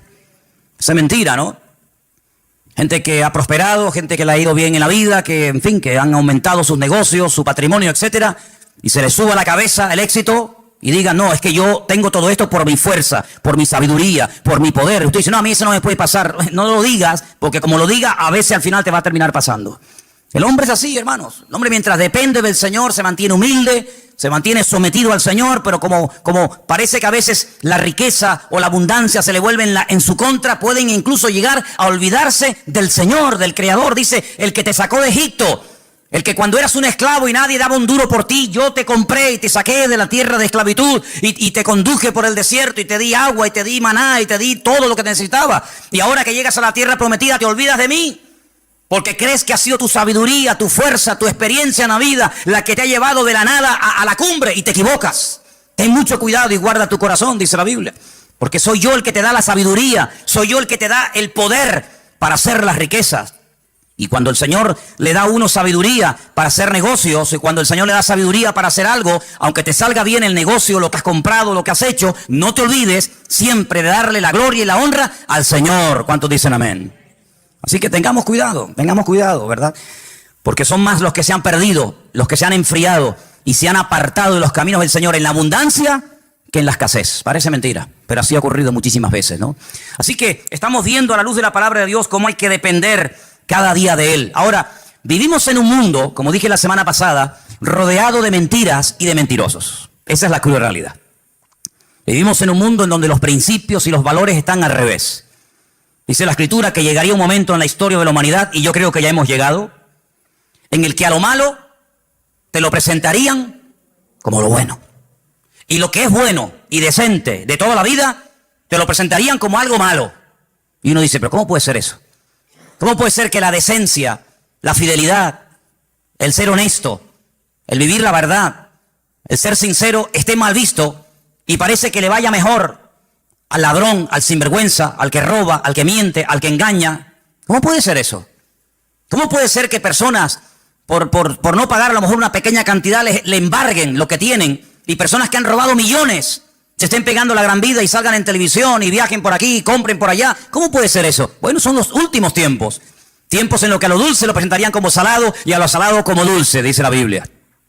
Ahora, hay dos versículos que aparentemente son contradictorios.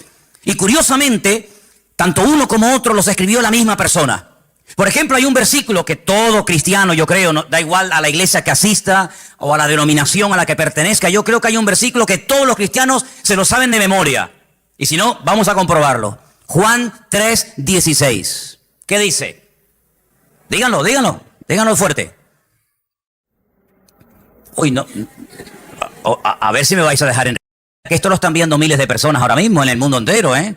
Decirlo fuerte, a ver qué dice. Porque de tal manera amó Dios al mundo, que ha dado a su Hijo unigénito, para que todo aquel que crea en Él no se pierda, mas tenga vida eterna. ¿Qué dice la Biblia que Dios hizo? Dios amó.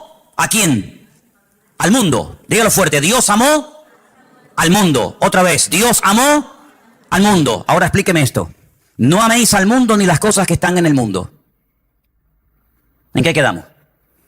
Juan 3:16 dice: Dios amó al mundo. Y primera de Juan capítulo 2 verso 15 dice: no améis al mundo ni las cosas que están en el mundo. ¿Cómo es que la Biblia dice que Dios amó al mundo y a mí se me prohíbe amar al mundo?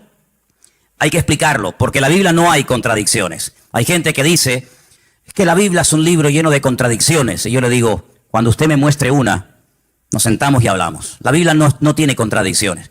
El problema es que muchas veces no se puede terminar de traducir exactamente, porque nosotros tenemos una sola palabra para la palabra mundo, como para la palabra amor. Tenemos una sola palabra, no hay 4 o 5 palabras para amor. Amor hay una sola palabra, no hay más. En griego hay 3 o 4 palabras y en hebreo ni le cuento. Y en griego, incluso en hebreo, para la palabra tierra, planeta, mundo, etcétera, hay un montón de palabras y depende a lo que se esté dirigiendo el autor, pues emplea un término o emplea otra, pero en español nada más tenemos una sola palabra, ¿verdad? Cuando estamos leyendo Juan 3:16, dice que de tal manera, de tal magnitud, con tal fuerza, amó Dios al mundo. Ahí está haciendo referencia a la raza humana, al hombre, a la humanidad. De tal manera Dios amó al hombre, a la raza humana, a los hombres, a las mujeres, a los blancos, a los negros, a los ricos, a los pobres, a los africanos, asiáticos, norteamericanos, latinos. De tal manera amó Dios a esa gente que dio a su Hijo unigénito al mundo, para que lo amaran y lo respetaran y creyeran en Él. Pero cuando vamos a Primera de Juan y encontramos otra vez la misma palabra, la palabra mundo, es la palabra cosmos. Y la palabra cosmos nos habla acerca de un estilo de vida, de unos principios, de unos valores que no son los nuestros. No son los nuestros. ¿Usted no ha oído alguna vez la expresión de decir, mira, di una mentira de estas piadosas? De hecho, incluso hasta cuando éramos católicos, se nos decía que había 2 tipos de pecados. Bueno, se nos decía, no, se siguen diciendo. Pecados mortales y pecados veniales, ¿sí o no? Amigo. Es decir, que hay pecados que son graves delante de Dios y pecados que, bueno, que Dios hace la vista gorda, no pasa nada. Una mentirijilla de vez en cuando para salir del paso, ¿sí o no? Eso se nos ha enseñado toda la vida. Cuando vamos a la palabra nos encontramos que hay un sistema, un estilo, una filosofía de vida que es totalmente opuesta a nuestro estilo de vida. ¿Por qué? Porque en el mundo, cuando 2 o 3 o 4 hombres se juntan en un bar, en un negocio, donde sea, y comienzan a hablar, ¿de qué suelen hablar? De mujeres. Y presumen de las veces que han engañado a sus esposas. Y presumen de que tuvieron relaciones con esta y con aquella y con la otra y con mengano. Sin embargo, eso en el círculo cristiano se nos tendría que caer la cara de vergüenza y darnos vergüenza de haber hecho eso. Son puntos de referencia completamente diferentes. Y en el mundo es normal mentir, y en el mundo es robar, pues decir, mira, sí, y era no, o no, cuando era sí, o decir, ¿cuánto tienes? 5, y es mentira, tienes 10. En el mundo todo eso es normal. Y cuando dice la Biblia, no améis al mundo, se refiere, no imites la forma como vive la gente.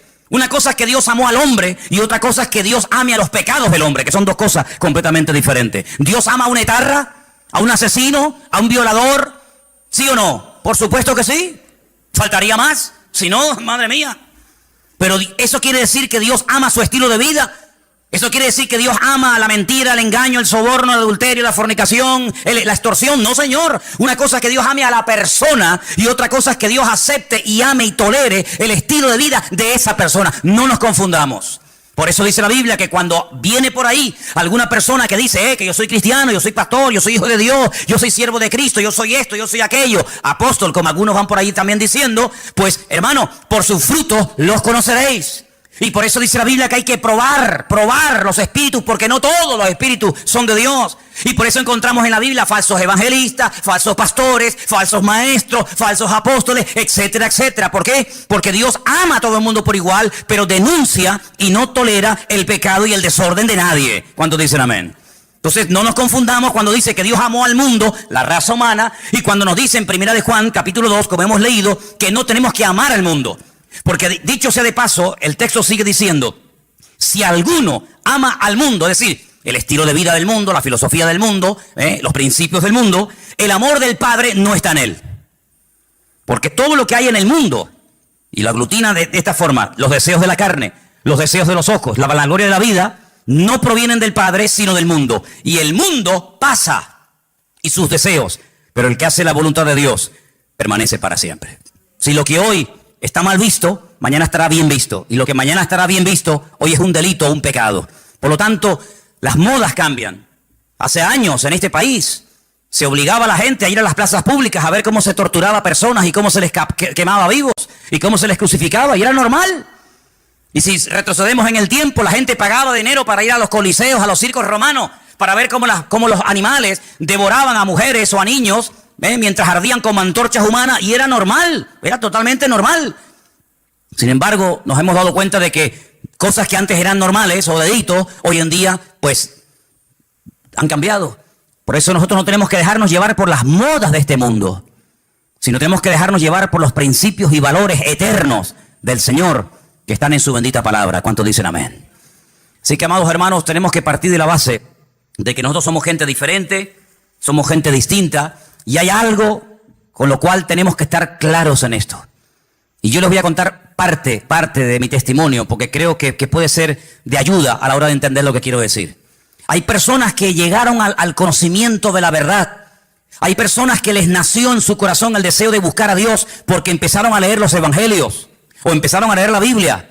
Conozco muchísima gente que me dice, no, yo un día me compré una Biblia, o alguien me regaló una Biblia, un Nuevo Testamento, como esta que estáis ofreciendo los hermanos moteros, ¿no?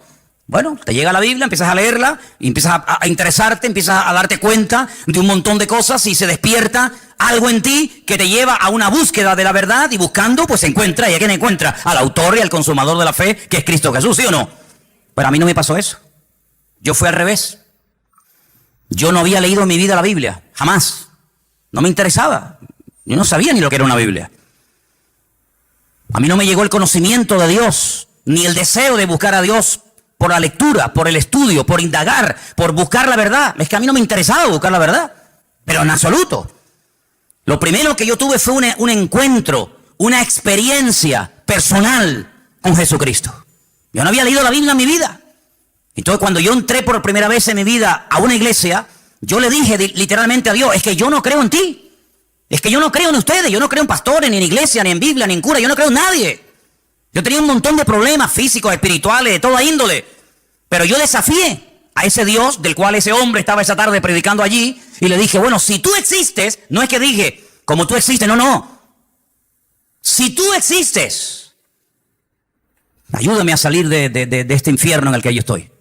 Y cambia mi vida, y ayúdame, y libérame, etcétera, etcétera. Y Dios lo hizo.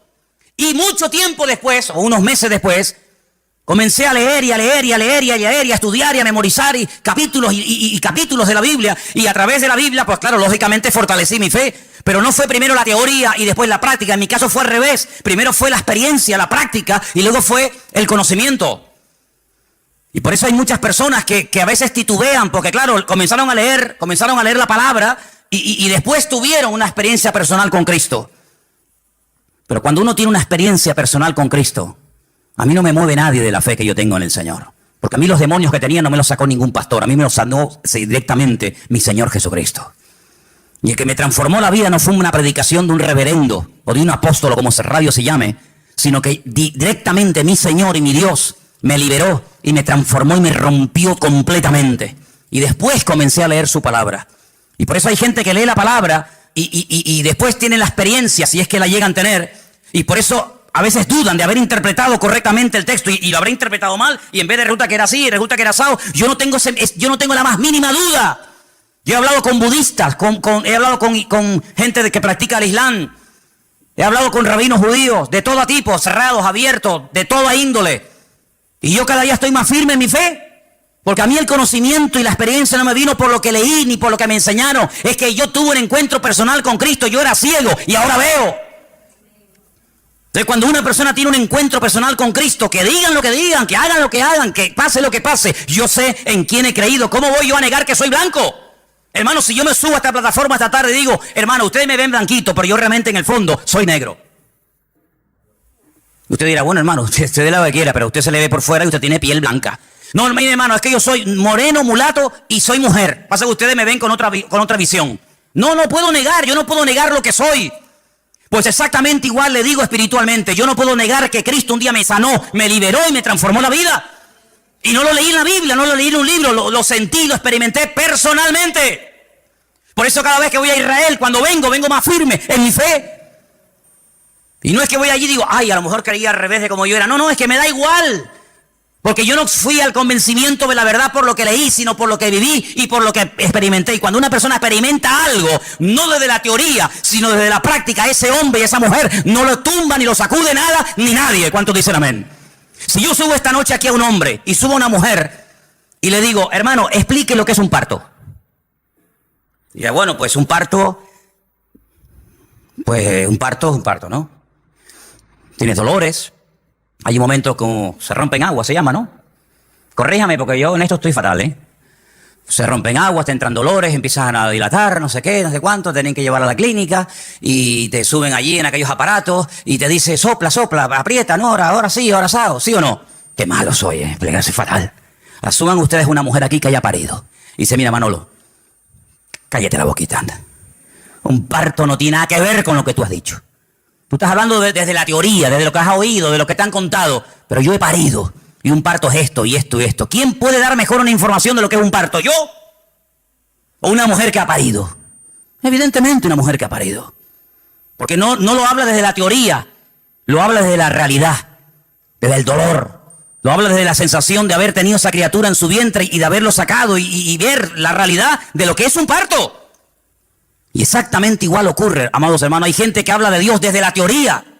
Que si Dios es así, que si Dios es asado, que si no sé qué, que hablas con un judío te dice una cosa, hablas con un musulmán te dice otra, hablas con un evangélico te dice una cosa, hablas con un mormón te dice otra cosa, hablas con un budista te dice no sé qué. Y entonces tú dices, Dios mío, pero cada uno tiene una opinión diferente, pero todos tienen la razón. No puede ser que los musulmanes digan que Dios no tiene un hijo y que los cristianos digan que Dios sí tiene un hijo. ¿Quién tiene la razón? ¿El musulmán o Dios? ¿O el cristiano? Porque yo pregunto, ¿Dios tiene un hijo o no tiene un hijo? Porque si no tiene Dios un hijo, entonces los musulmanes tienen razón. Pero si Dios tiene un hijo que se llamó Jesucristo, o Yeshua HaMashiach, y vino a este mundo a morir en una cruz y resucitó al tercer día, entonces este no dice la verdad la está diciendo este hombre. La pregunta que muchas veces me han dicho es, ¿cómo es posible que un pueblo tan culto, tan sabio, tan preparado, personas que están todo el día desde que se levantan, créanme, desde que se levantan hasta que se acuesta, leen y leen y leen y leen y memorizan y aprenden y aprenden y aprenden, y me refiero al pueblo de Israel, ¿cómo es posible que ellos no crean que Jesucristo es el Hijo de Dios? Porque te explican otra cosa y te quedas con la boca abierta y te dicen arriba y abajo y el verbo, el ifil, el ipalel, el pual y te explican todas las conjugaciones del verbo. Pero cuando hablamos de Jesucristo no tienen ni idea. Y uno dice, ¿cómo es posible que nosotros que no hemos sido criados en este ambiente, por lo menos yo, tengamos las ideas más claras y podamos explicar no desde la teoría de un libro, sino de la experiencia personal, quién es y quién no es Jesucristo? ¿Cómo es posible que 14 veces se hayan equivocado los judíos nombrando a un Mesías que luego le salió el tiro por la culata? Lean la historia de Bar Kokhba. Una ruina trajo a Israel. ¿Quién lo apoyó? Uno de los rabinos más grandes en la historia de Israel, Rabí Akiva. Un hombre que fue capaz de morir torturado. Dice que mientras lo quemaban los romanos en el 100 y pico después de Cristo, con pinzas le arrancaron la piel y todos los trocitos de piel que le quedaban con un cepillo de púas se la arrancaron. ¿Cómo es posible que un hombre que murió de esa manera torturado dijera que Jesucristo fue un impostor? Y después tuvieron a otro llamado Sibitai. Y ese fue una ruina total porque la mayoría de los judíos del mundo entero lo reconocieron como el Mesías. Y al final, cuando lo apresaron los turcos, cuando lo prendieron los musulmanes, le dijeron, o claudicas de esto, o te matamos. Y se convirtió al Islam. Y todavía ni se han recuperado. ¿Y cómo es posible que hace unos años, en todas las calles de Israel, en los taxis, en las guaguas, en los colegios, en la radio, en la televisión, por todas partes había pancartas, que viene el Mesías, que viene el Mesías, que viene el Mesías, el viejito Lubavitch, un viejito así chiquitito, ese es el Mesías, y resulta que se murió, y todo el mundo dice, uy, ¿ahora? Y ahora eso que le estaban esperando y lo habían proclamado como el Mesías, dice, no se preocupen, de un momento a otro resucita, y viene y está entre nosotros otra vez. Y yo digo, Dios mío, ¿cómo es posible que esa gente tan culta y repito, tan sabia y que profundiza tanto la Escritura se hayan equivocado tantas veces? No una, ni dos, ni tres, ni cuatro, muchas veces proclamando a falsos mesías. Bueno, es que eso está escrito.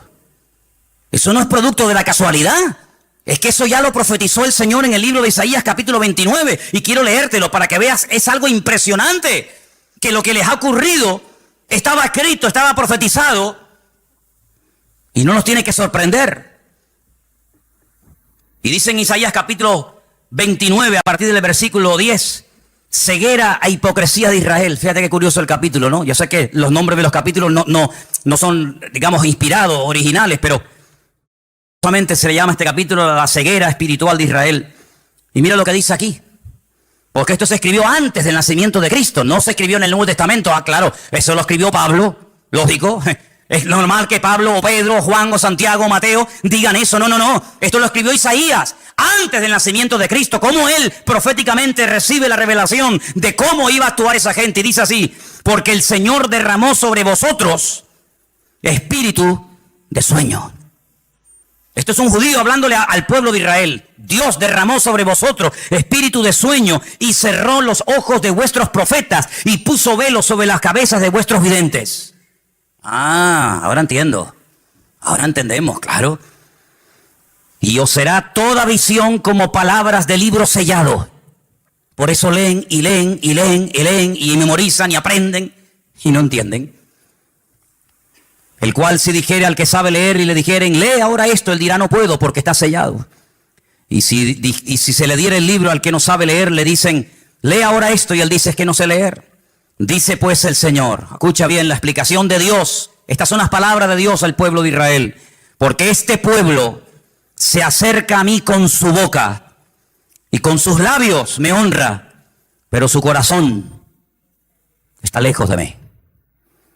Y su temor de mí no es que un mandamiento de hombres, como dice otra versión más cercana al original, un mandamiento enseñado y aprendido de memoria, que les ha sido enseñado. Por tanto, he aquí que nuevamente excitaré yo la admiración de este pueblo con un prodigio grande y espantoso, porque perecerá la sabiduría de sus sabios y se desvanecerá la inteligencia de sus entendidos. Ahora puedes ver cómo un niño en la escuela dominical, un domingo a la tarde, es capaz de ver en Juan capítulo 1 cómo el verbo, que en un principio era Dios, se hace hombre, se humana, se encarna y habita entre nosotros y vemos su gloria. Y no tiene ningún problema en aceptar eso.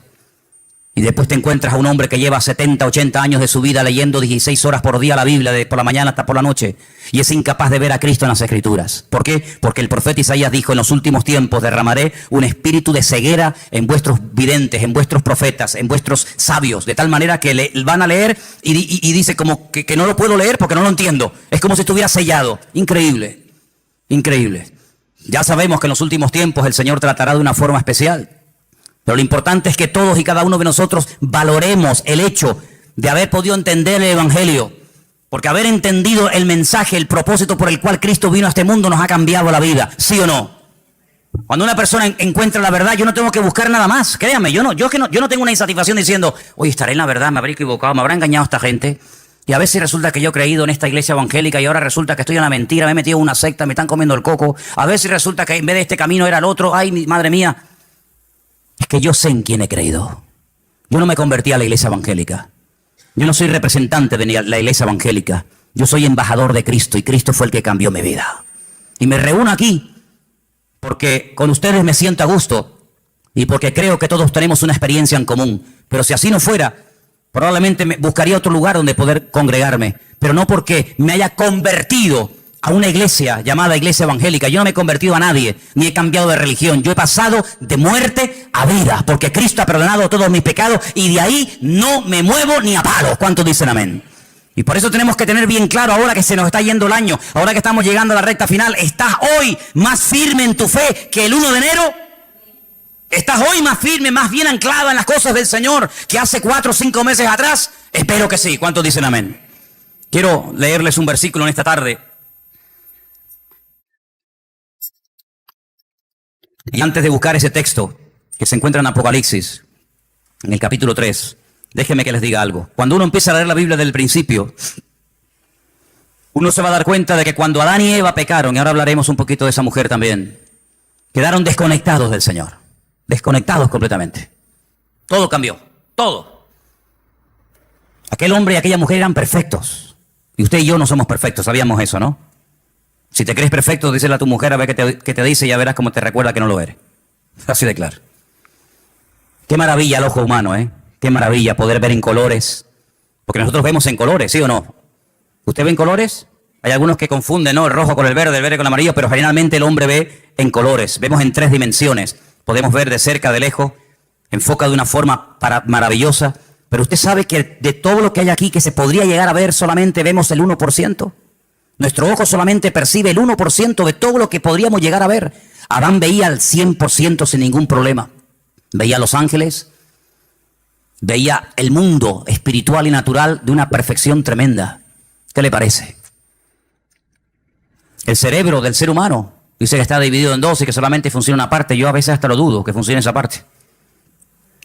Y Dios pone un miembro en nuestro cuerpo para que funcione la mitad. No tiene sentido. El cerebro de Adán funcionaba a la perfección y veía la esencia de las cosas con una claridad nítida, sin problema, ¿verdad? Y sabemos que el hombre está por debajo de todos sus niveles. Seguramente Adán era capaz de meterse debajo de un río y estar 3 horas metido debajo del agua.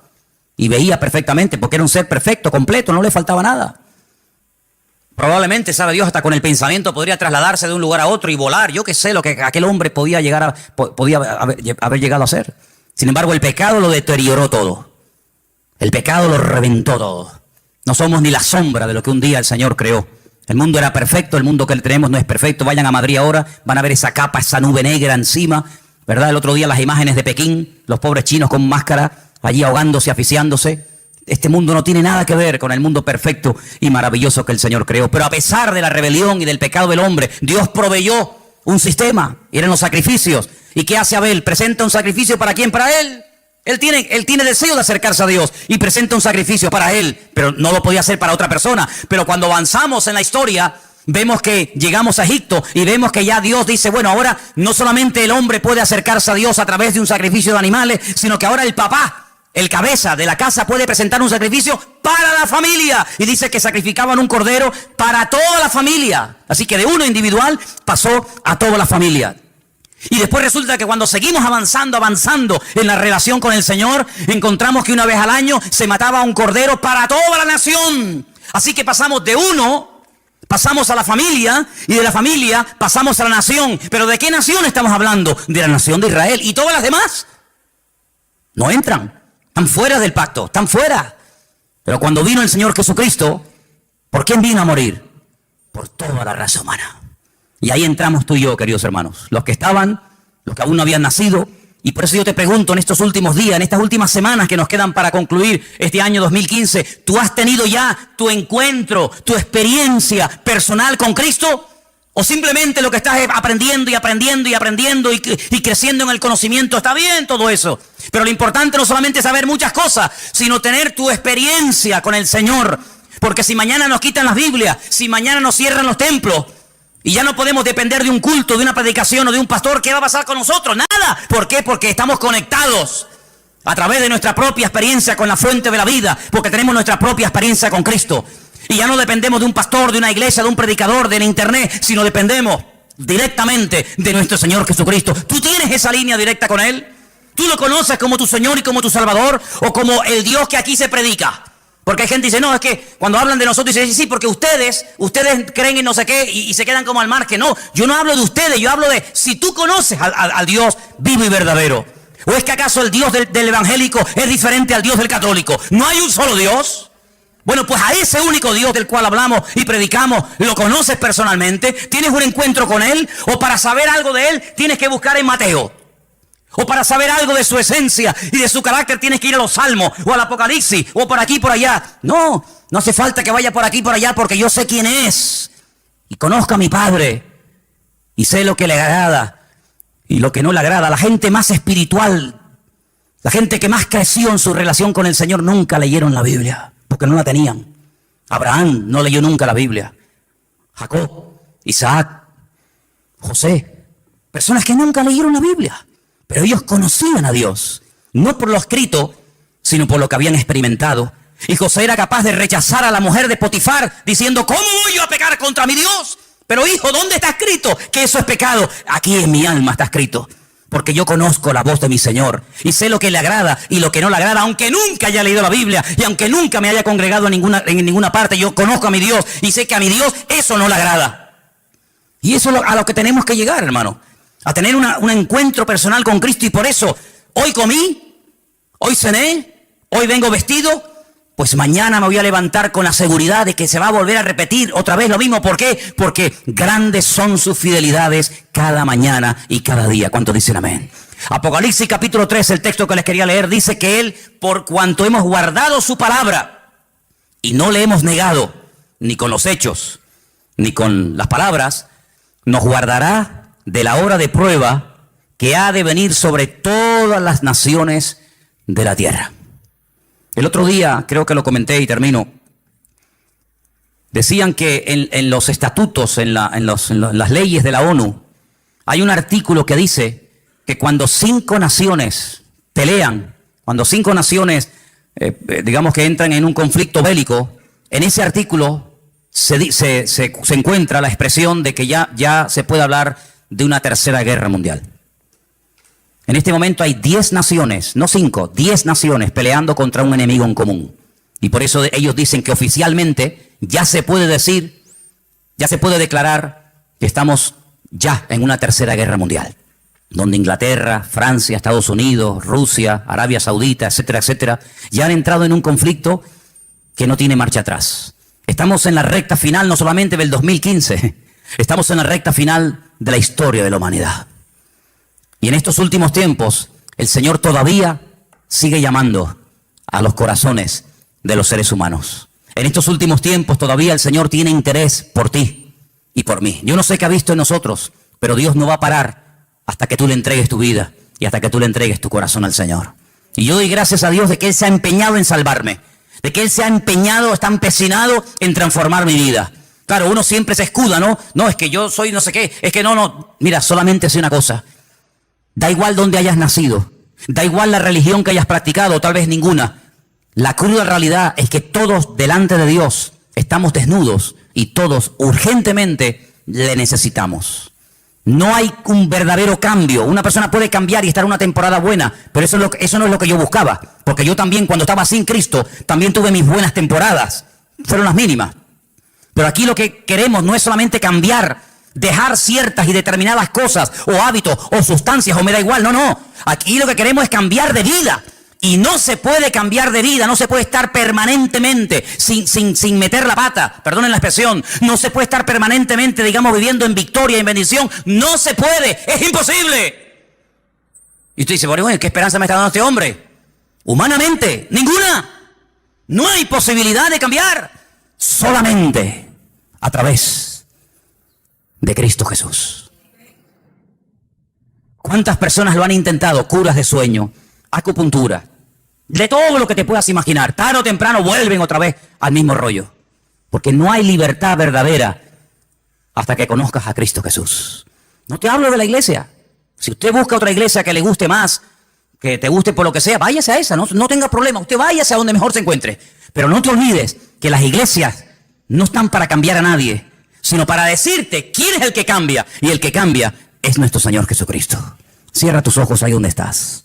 Quiero que oremos en esta tarde, de verdad, de todo corazón, y le pidamos al Señor que abra nuestros ojos, que quite la ignorancia, la ceguera de nuestra vida, para que nos demos cuenta de que la única manera de salir de este sistema falso, maligno, es a través de Cristo. Salir de este círculo vicioso, salir de esta rueda que gira y gira y gira y no nos lleva a ninguna parte. La única manera de poder vivir en victoria es a través de Cristo Jesús. Y por eso en esta tarde estamos agradecidos con el Señor, porque Él nos enseña un nuevo estilo de vida basado en la libertad, no en el miedo, en la libertad gloriosa de los hijos de Dios. Ninguna condenación hay para los que están en Cristo Jesús. Y por eso en esta tarde queremos acercarnos al Señor con la fe y con la seguridad de que se puede vivir en paz y en victoria si ponemos nuestra confianza en el día a día, en ese Dios que ha prometido ayudarnos todos los días hasta el fin del mundo. Aleluya. Si en esta tarde hay entre nosotros algún hermano, alguna hermana, alguna persona, algún joven, me da igual, que tal vez por primera vez en su vida, fíjate lo que te digo, por primera vez en su vida dice, pues oye, yo quiero entregarle mi vida al Señor. Yo más que fe y confianza en una religión o en una institución, en quien yo quiero tener mi confianza es en el Señor.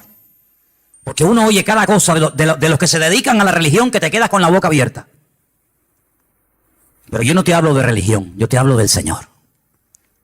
Y a mí quien me sacó los demonios y quien me cambió la vida fue mi Señor. No una iglesia ni un pastor.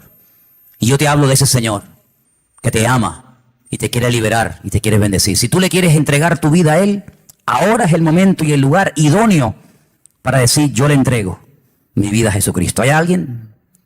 ¿Quieres levantar tu mano y oro por ti un momentito? ¿Alguien le quiere entregar su vida al Señor por primera vez? Dios te bendiga. Dios te bendiga, valiente. ¿Alguien más? Alguien más que le dice, yo también le quiero entregar al Señor mi vida. Y quiero pedirle, Dios le bendiga. Gloria a Dios. ¿Alguien más? Dios le bendiga a ti también. Gloria a Dios. Hay 4 personas esta tarde que han levantado su mano, 5. Bendito Dios.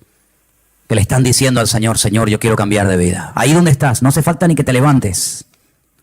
Yo quiero pedirle a toda la iglesia que me ayude en esta oración. Repitan conmigo, Señor Jesús, en esta tarde te damos gracias porque tú nos has amado y diste tu vida por nosotros. Señor, perdona todos nuestros pecados, transforma nuestra vida. Yo quiero cambiar, yo quiero ser libre de toda atadura y por eso te pido perdón, Señor. Y pido que tú entres en mi vida. Quiero ser un hijo tuyo, Señor. Quiero que me liberes. Quiero que me salve, Señor. Y que me dé fuerzas, Dios mío, dígalo. Que me dé fuerzas, Dios mío, para seguirte todos los días de mi vida. Yo acepto a Jesucristo, dígalo conmigo. Yo acepto a Jesucristo. Yo recibo a Jesucristo como mi Señor y como mi Salvador personal. Quiero tener un encuentro, dígalo. Quiero tener una experiencia personal contigo, mi Señor. Ayúdame a partir de hoy a cambiar, a caminar en victoria con la bendición del Señor. Me rindo a ti, dígalo. Me rindo a Jesucristo. Renuncio al mundo, al pecado y al diablo. Y confieso que a partir de hoy Jesucristo será mi Señor y mi Rey. Te lo pido con todo mi corazón. En el nombre del Señor Jesús. Amén.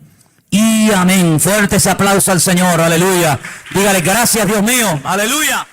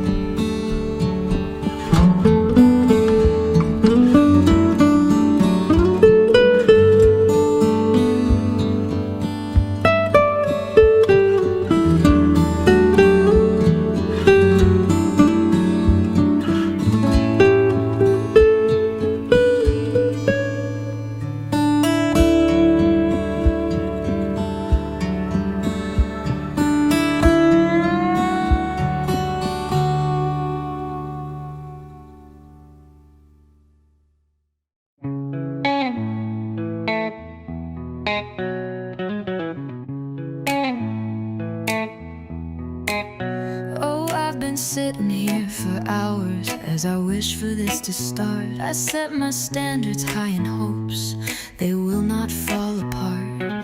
It's almost like I fell asleep. My doubts have seemed to fade because I've opened up my eyes to see I'm right on time.